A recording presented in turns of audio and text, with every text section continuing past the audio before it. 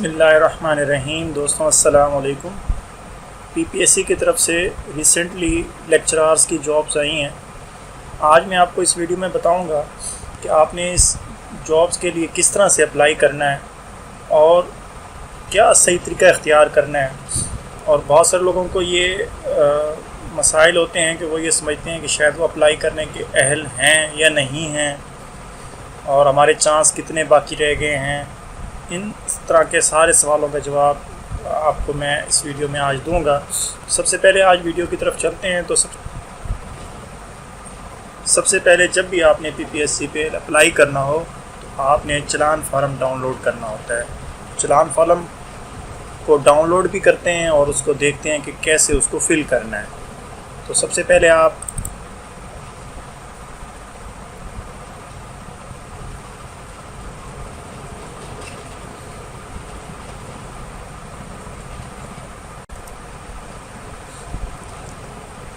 PPSC लिखें,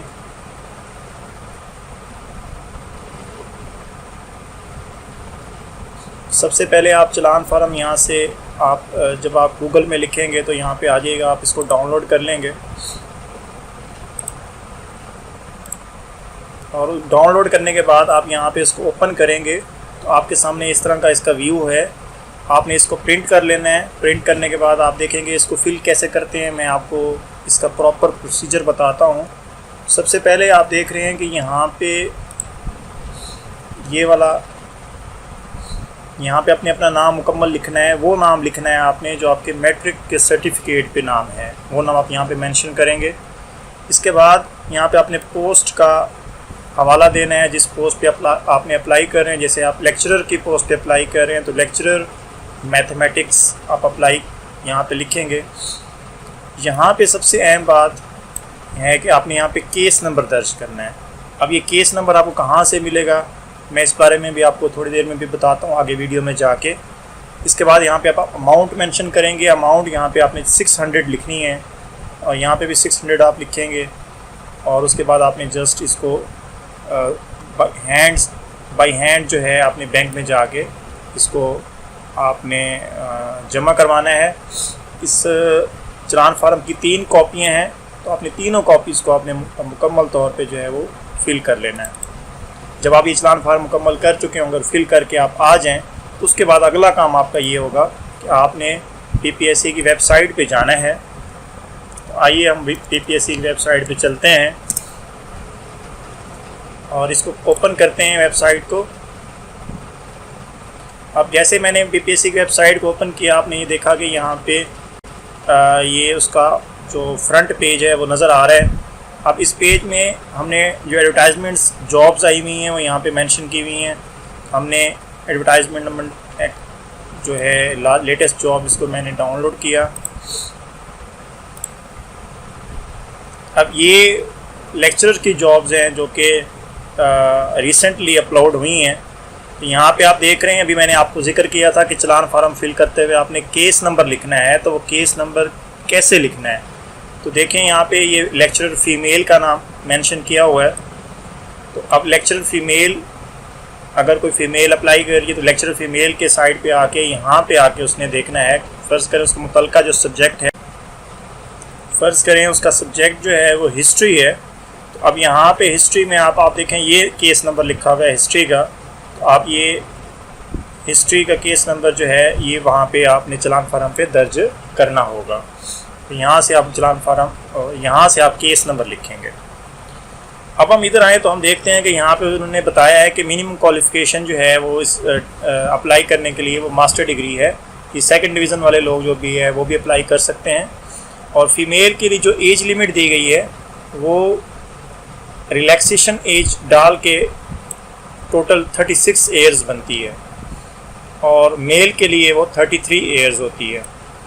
ये उन लोगों के लिए है, याद रखिएगा, ये उन लोगों के लिए है जो कि ऑन जॉब गवर्नमेंट जॉब नहीं हैं।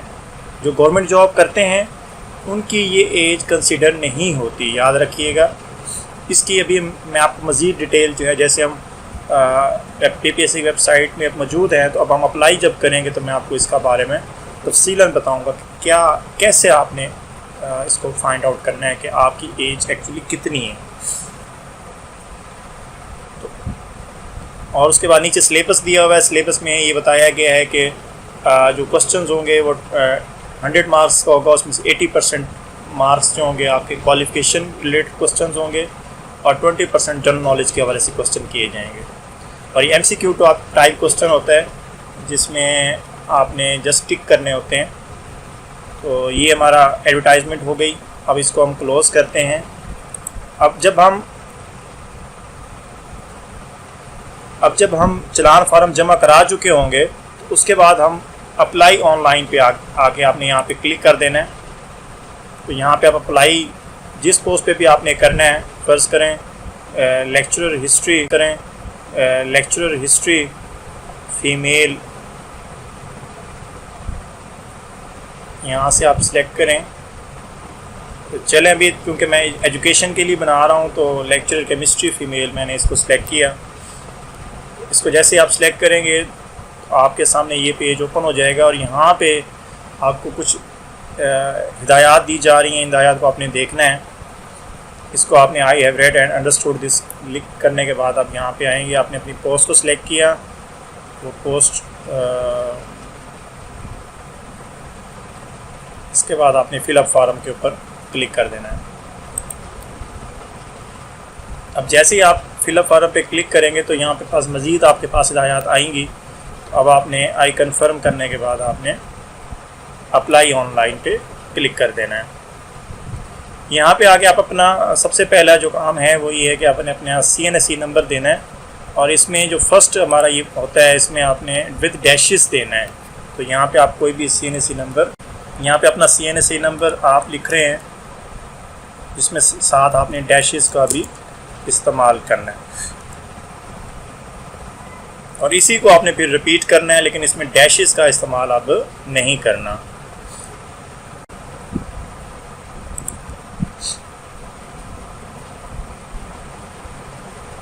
इसके बाद अपना ईमेल एड्रेस आप देंगे। ईमेल एड्रेस जो है वैलिड होना चाहिए, उसके लिए आप यहाँ पे ईमेल एड्रेस टाइप करेंगे।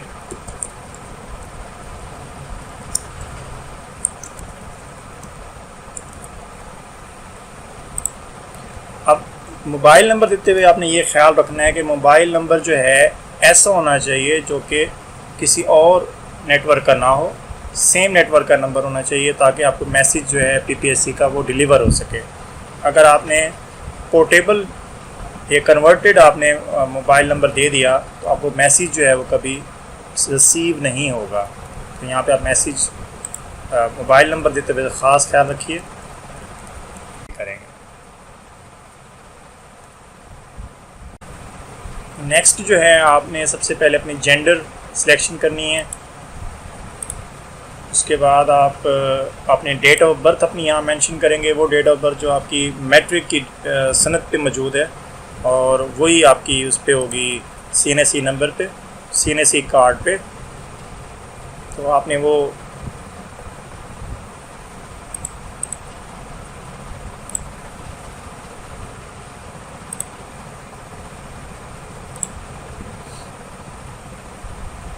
अब यहाँ पे आप वो पूछ रहा है कि आर यू गवर्नमेंट एम्प्लॉय। अगर आप यहाँ पे सिलेक्ट क्वेश्चन करते हैं येस, अब आपको यहाँ पे अगर आप ऑलरेडी गवर्नमेंट सर्विस में हैं तो आप यहाँ पे येस क्लिक करेंगे और उसके बाद आप अपनी जो गवर्नमेंट सर्विस है वो यहाँ पे उसको मेंशन करेंगे। अगर आप पंजाब के अंदर पहले ही जॉब करते हैं तो आप पंजाब को सिलेक्ट करेंगे। डेट ऑफ ज्वाइनिंग आपने बतानी है कि आपने कौन सी डेट में date of entry in government service आप यहाँ पे मेंशन करेंगे। फ़र्ज़ करें आप 2012 से जॉब कर रहे हैं तो आप यहाँ पे 2012 को आप सेलेक्ट करें। तो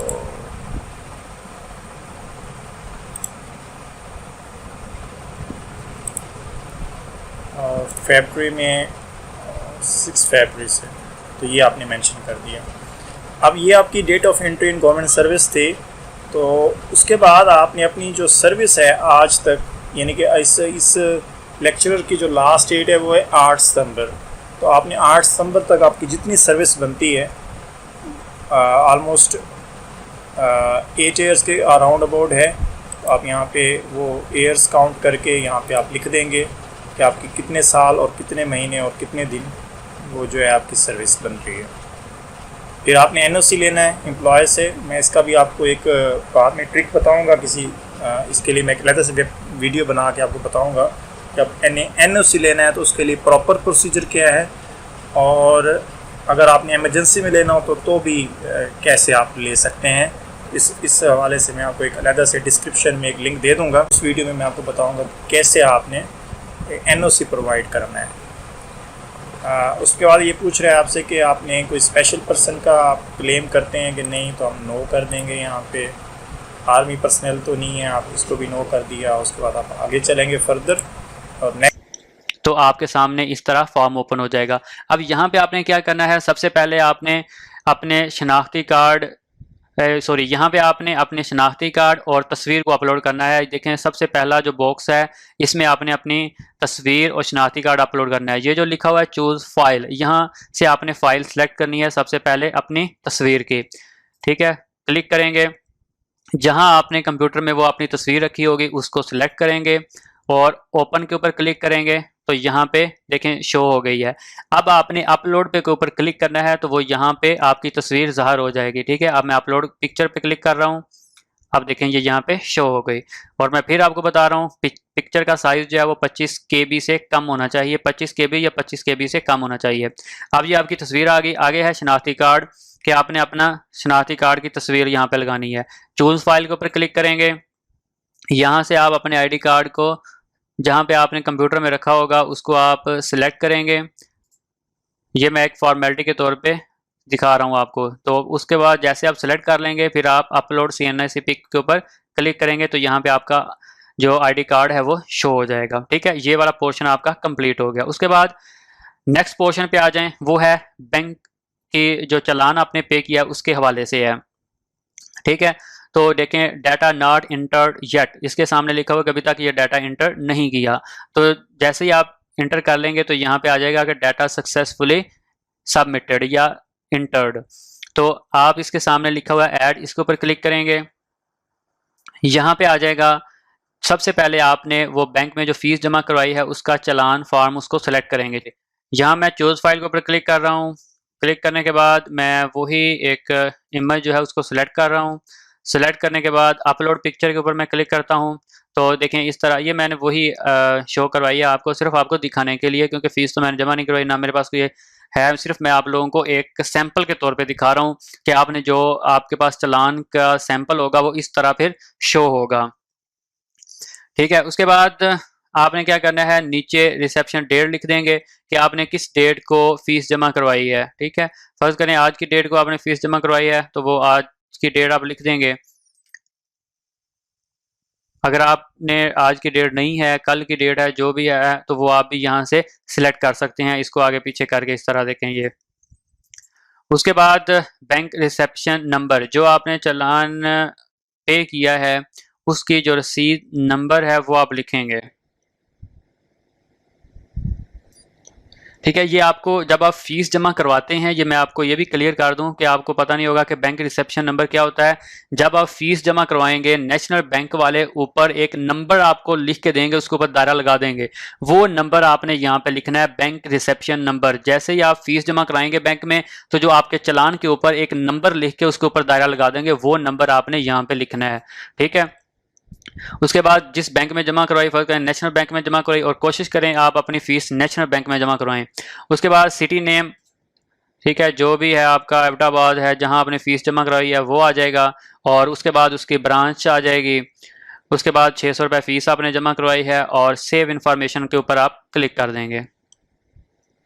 जैसे ही आप सेव इन्फॉर्मेशन पे क्लिक करेंगे तो देखें आपकी इन्फॉर्मेशन सेव हो गई हैं, और उसके बाद आप नेक्स्ट के ऊपर क्लिक करेंगे।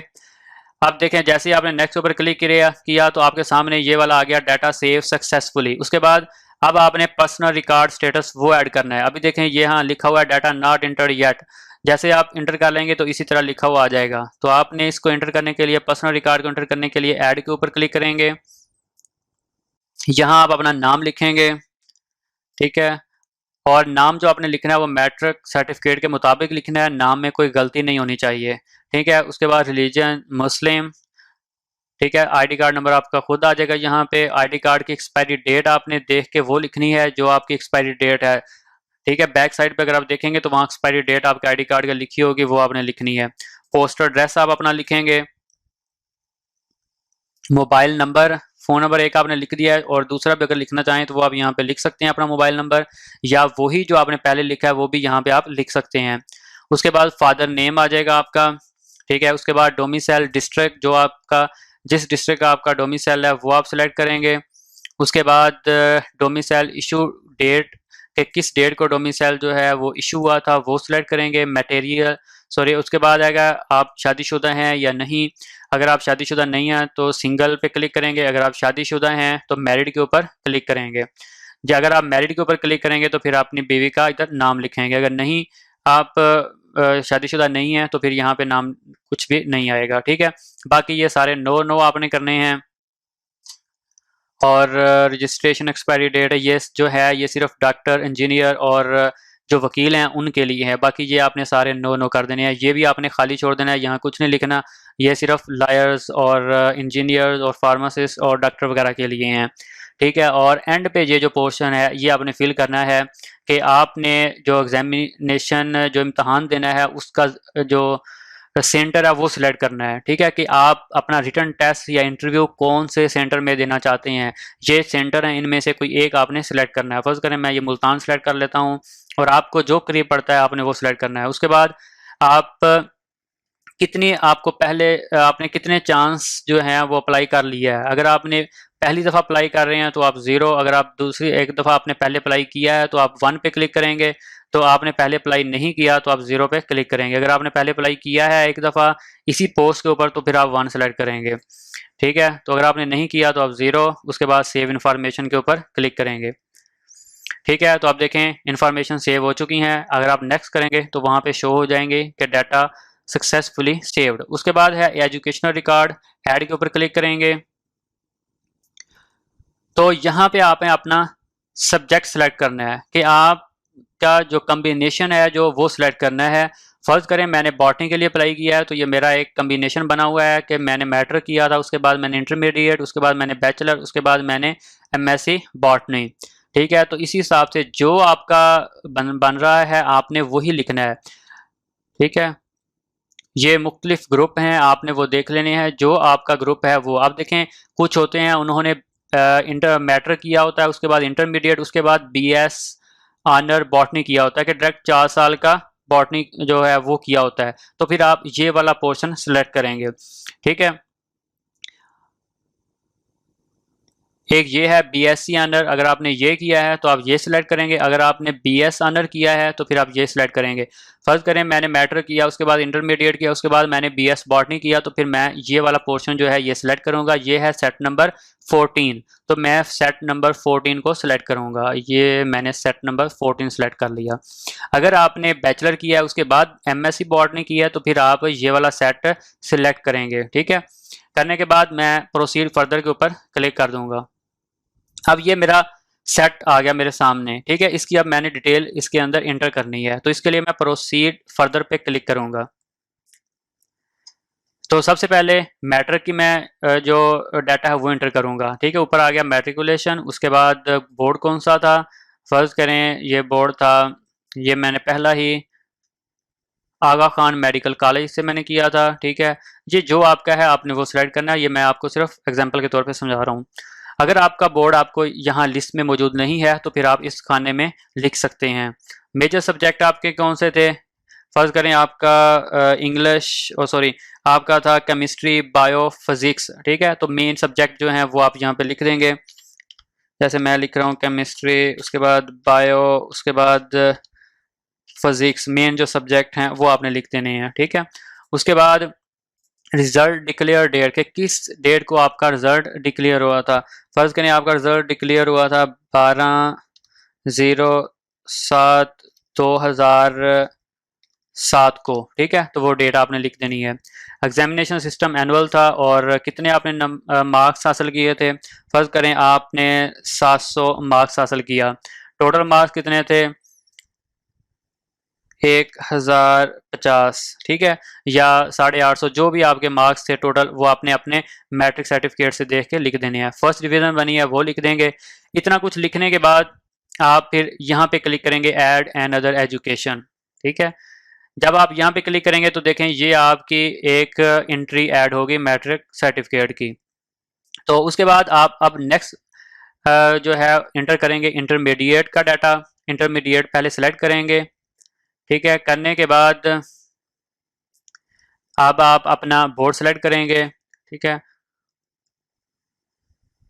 जिस बोर्ड से आपने किया है, फर्ज करें आपने 22 भावलपुर या 22 सब फर्ज करें 22 भावलपुर, 22 फैसलाबाद, जो भी आपका बोर्ड है वो आप सिलेक्ट करेंगे। ठीक है, करने के बाद आप फिर अपना यहाँ पे मेजर सब्जेक्ट लिखेंगे, केमिस्ट्री, बायो, फिजिक्स, या आप यहाँ पे परी मेडिकल भी लिख सकते हैं, या आप परी इंजीनियरिंग भी लिख सकते हैं। ठीक है, बेस्ट यही है आप परी मेडिकल लिखें। उसके बाद डिक्लेयर डेट आ जाएगी, फर्ज करें 23/09/2009। ठीक है, जिस डेट को वो आपका रिजल्ट डिक्लेयर हुआ था, या वो आपके जो रिजल्ट कार्ड है उसके नीचे लिखा होगा रिजल्ट डिक्लेयर डेट, वो वहाँ से आपने देख के लिख लेनी है। उसके बाद कितने आपने मार्क्स ऑब्टेन किए थे, फर्ज करें आपने 900 नंबर लिया, टोटल मार्क्स आपके 1100।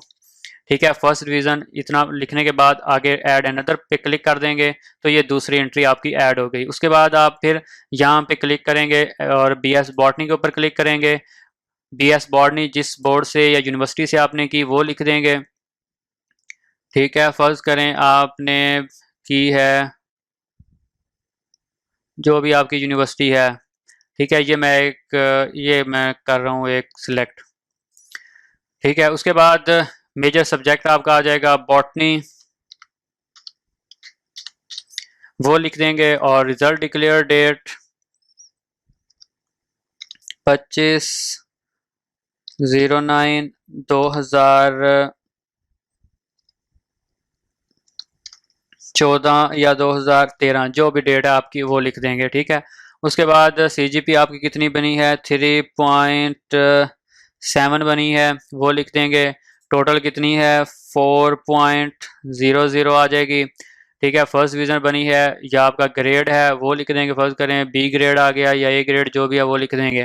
उसके बाद ऐड एंड अदर एजुकेशन के ऊपर क्लिक करेंगे तो आपका वो डाटा ऐड हो जाएगा। ठीक है, अब वो तीनों जो आपने डिग्रीज हासिल की उनका डाटा ऐड हो गया। उसके बाद आप नीचे फिर क्लिक करेंगे वेरीफाई द एजुकेशन डिटेल्ड। यहाँ पे क्लिक करने के बाद आपकी ये जो आपने डाटा एंटर किया एजुकेशन का वो आपका सेव हो गया। तो उसके बाद आप सेव इंफॉर्मेशन के ऊपर क्लिक करेंगे। ठीक है, अब आपका जो डाटा है वो ऑटोमेटिक सेव हो गया। अब नेक्स्ट के ऊपर क्लिक करेंगे तो आप फर्स्ट पेज पे आ जाएंगे। ठीक है, इस पेज पे अब देखें ये सारा आपका डाटा सेव हो गया। अब है सर्विस रिकॉर्ड कि अगर आप जॉब करते हैं तो वो आपका सर्विस रिकॉर्ड आएगा या आपका एक्सपीरियंस स्टेटस आएगा। तो अगर आप जॉब करते हैं, गवर्नमेंट का मुलाजम है, तो ऐड के ऊपर क्लिक करेंगे तो फिर वो आप अपना डाटा सर्विस का ऐड करेंगे। अगर नहीं करते तो फिर आप लिख देंगे नॉट एप्लीकेबल। ठीक है, अब आपकी एप्लीकेशन फॉर्म जो है वो मुकम्मल तौर पर सारी फिल हो चुकी है। अब सिर्फ एक बटन प्रेस करना है सबमिट एप्लीकेशन का, तो आपकी एप्लीकेशन सबमिट हो जाएगी। तो ये था सिंपल तरीका किस तरह आप ऑनलाइन अप्लाई कर सकते हैं। दोस्तों उम्मीद है कि आपको वीडियो पसंद आई होगी। वीडियो को लाइक करना मत भूलिएगा। अगर फिर भी आपका कोई भी किसी किस्म का भी क्वेश्चन हो तो नीचे कमेंट में ज़रूर पूछिएगा। इंशाल्लाह मैं आपको हर कमेंट का जवाब दूंगा। शुक्रिया।